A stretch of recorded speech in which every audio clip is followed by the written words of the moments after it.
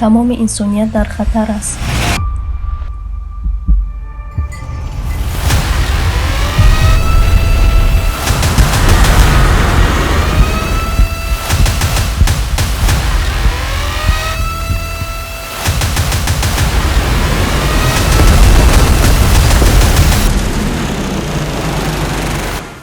اکثریت آدمان با تمایل‌های تشویش‌آور تغییریابی اقلیم کم اهمیت می‌دهند.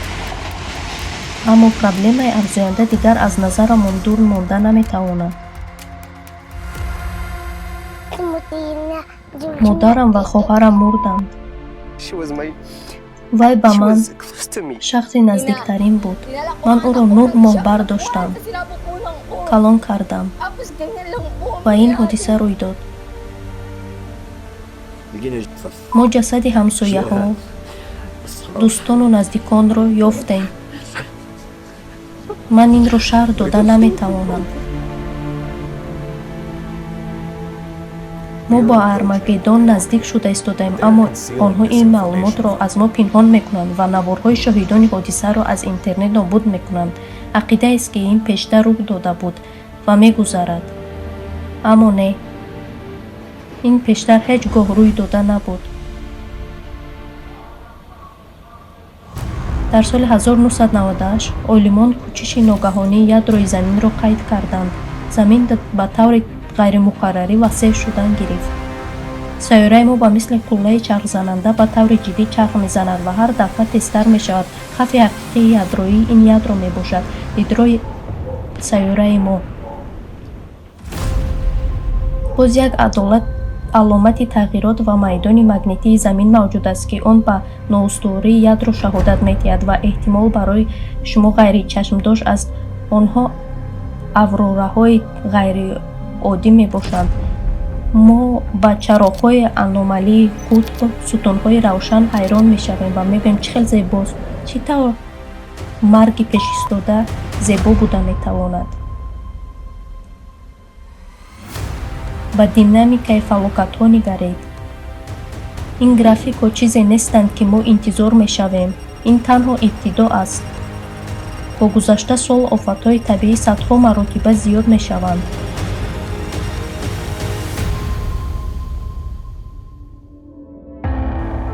برای ما همچون بشریت این تنها یک گرافیک افزایش حادثه‌های اقلیمی نیست، حکم است.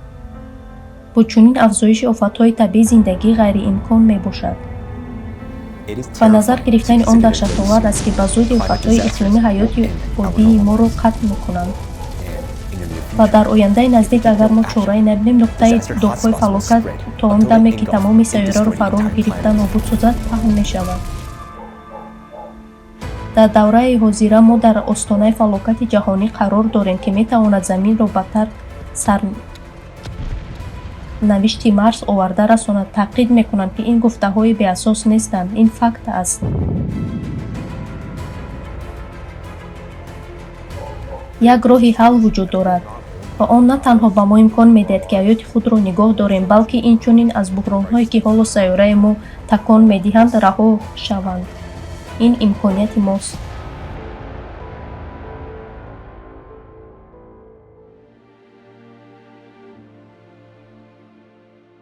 ما می‌خواهیم باور کنیم که اگر به تمام انسانیت تهدید جدی وجود داشته باشد، سیاستمداران، عالمان و نجات‌دهندگان با ما همکاری خواهند کرد. ترنده در ایالات متحده آمریکا سیرن‌ها نبودند. برای به پناهگاه رسیدن وقت نیست. چرا سیرن‌ها صدا ندادند؟ ما به عقل نیستیم. ما صداهای سیرن را شنیده بیرون می‌برآمدیم.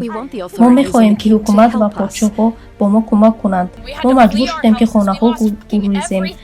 ما همه چیز را از دست دادیم و با پیشوایان ما با اخبارها برآمد می‌کنند و از بهترین آفیس‌های خود و با دستورهای گل سوی کاشان نشسته‌ها مطبوعاتی خود را می‌گذارند درباره آن که چگونه آنها به ما کمک می‌کنند. در حال حاضر ماشین یاری تعجیلی به مرکز شهرک مولای ابراهیم نرسیده است. آدمان هلاک شدند. بسیار یارادار هستند. در پیش نظر شما جسم انسان به 2 قسم کنده شده است. ما خلاص یافتیم. بسیارها نتوانستند.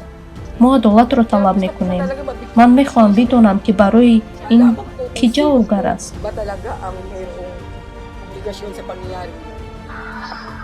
худоё танҳо як ҷасад, худоё танҳо иҷозат дед ки ақаллан як ҷасад пайдо кунем. худоё бар мо раҳм кунед. киро метавонад масъул номид? кӣ масъул аст? мо ба кӣ гуфта метавонем ту барои ин ҷавобгарӣ? اجتنبوا من الناس اللي راحت والارواح اللي راحت واللي فقد اسرته، اجتنبها عائله كامله تنتهي، عائله كامله تنتهي كلها.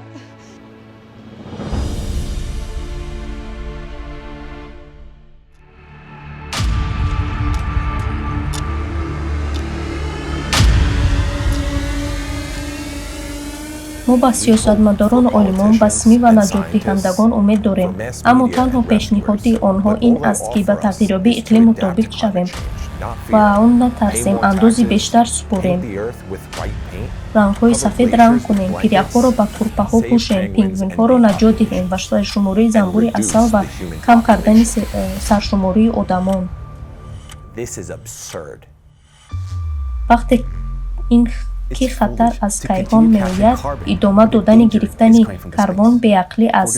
барои ҳалли масъала мо наметавонем масъулиятро ба гардани онҳое гузорем ки ақли солим надоранд ва воқеиятро инкор мекунанд. ягон умед дар ин вазъият душор ба ақли солими одамон аст.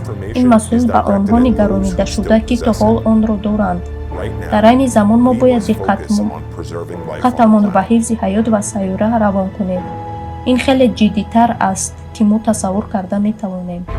30 сол аст, ки олимон барои ҷустуҷӯи роҳҳои пешгирӣ кардан аз фалокатҳои бадтарин кор мекунанд. 2 декабри соли 2023 тамоми ҳақиқат дар як пахши мустақим ба тамоми ҷаҳон ошкор мешаванд. мо мефаҳмем, ки вазъият ҷиддист ва барои ҳалли ин масъала қариб фурсат нест.